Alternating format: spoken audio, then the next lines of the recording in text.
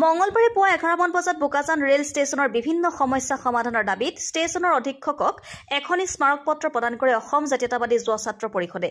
পৰিষদৰ বোকাজান আঞ্চলিক সমিতিৰ সভাপতি সম্পাদক ক্ৰমে সন্দীপ শইকীয়া আৰু নিলয় দুৱাৰা স্বাক্ষৰিত স্মাৰক পত্ৰখনত ৰেলগাড়ীৰে অহা যোৱাৰ সময়ত কৰা ঘোষণাত হিন্দী ইংৰাজীৰ লগতে অসমীয়া আৰু কাৰ্বি ভাষা ব্যৱহাৰ কৰা, সুধাকণ্ঠ ডক্টৰ ভূপেন হাজৰিকাৰ গীতসমূহ পৰিৱেশনৰ ব্যৱস্থা কৰা, বিশুদ্ধ খোৱাপানী অনাময় যাত্ৰীৰ বহাৰ বাবে পৰ্যাপ্ত আসনৰ ব্যৱস্থা, ষ্টেচনৰ পৰিষ্কাৰ পৰিচ্ছন্নতা বজাই ৰখাৰ দাবী জনোৱা হয়।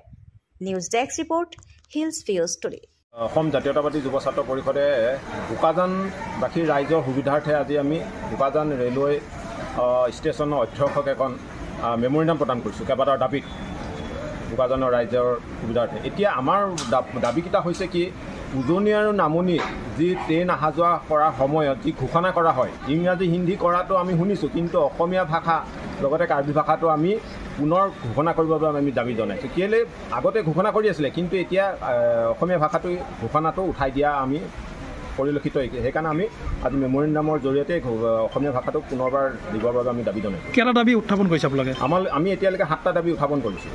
দাবীসমূহ জনাব নেকি? দাবীসমূহ এনেকুৱা 1 নম্বৰ দাবী সেইটো। 2 নম্বৰ দাবী কৈছোঁ যে আমি সুধাকণ্ঠ ডক্টৰ ভূপেন হাজৰিকাৰ কালজয়ী গীতসমূহ এই ষ্টেচনৰ সময়ে সময়ে বজাবৰ বাবে আমি 2 নম্বৰ দাবী জনাওঁ। আৰু 3 নম্বৰ দাবীটো হৈছে কি, যি মানে ৰেল যাত্ৰীসকলৰ খোৱাৰ যিটো বিশুদ্ধ পানী সুব্যৱস্থা কৰিবলৈ আমি দাবী জনাইছোঁ। আৰু 4 নম্বৰ দাবীটো হৈছে কি, যাত্ৰীসকলৰ সুবিধাৰ্থে তেওঁলোকৰ আসন সুব্যৱস্থা গ্ৰহণ কৰিবলৈ আমি ৰেলৱে কৰ্তৃপক্ষক দাবী জনাইছোঁ।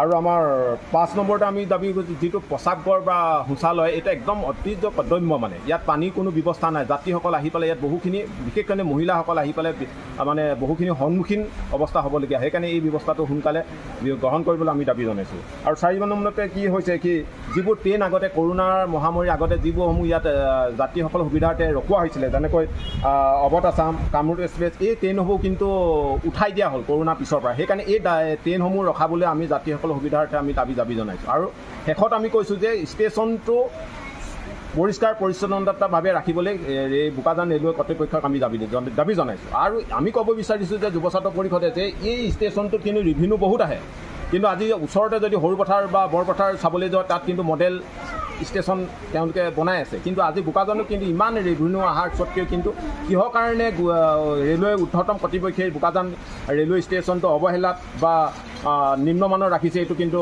ৰহস্যত আমি গোন্ধ আছে বুলি আমি অনুভৱ কৰিছোঁ। সেইকাৰণে অতি শীঘ্ৰে আমাৰ এই ৰাজহুৱা স্বাৰ্থৰ দাবীকেইটা কিন্তু কাৰ্যকৰী কৰিবলৈ আমি ৰেলৱে ঊৰ্ধ্বতম কৰ্তৃপক্ষক আজি স্মাৰক পত্ৰৰ যোগেদি দাবী জনাইছোঁ। আৰু যদি পৰৱৰ্তী যদি এই কাৰ্যসমূহ গ্ৰহণ নকৰে, তেতিয়াহ'লে ৰাইজৰ সহযোগত আমি বোকাজানবাসীৰ ৰাইজৰ স্বাৰ্থত আমি বৃহৎ এটা গণ আন্দোলন গঢ়ি তুলিবলৈ আমি বাধ্য হ'ম।